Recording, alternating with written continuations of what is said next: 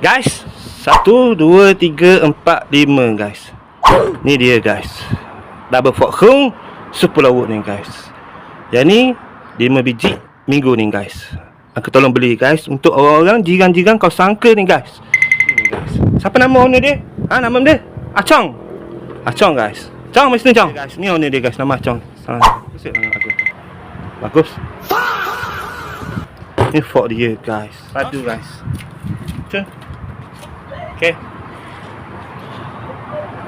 Tak dapat nak bincang dengan lauk tu guys.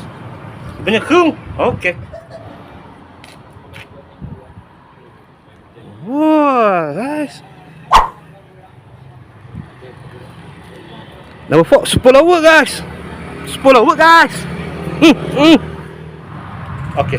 Terima kasih beli fork dengan ke.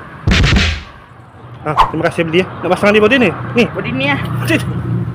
Okay. Terima kasih. Beli dengan ke. Okay, puas hati? Puas hati. Okay, terima kasih. Sekarang nak pasang kat biskar mana tu? Dia punya kerung guys, dia punya kerung tak dapat nak bincang guys. Dia punya lauk guys, tak dapat nak bincang guys. Korang tengok tu guys.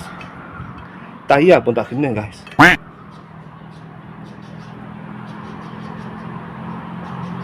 Guys, tayar tak kena. Double fork, kerung 10 lauk guys.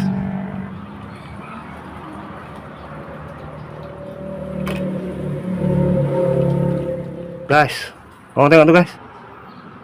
Dia punya lauk tak dapat nak bincang tu guys. Double fork, super lauk guys.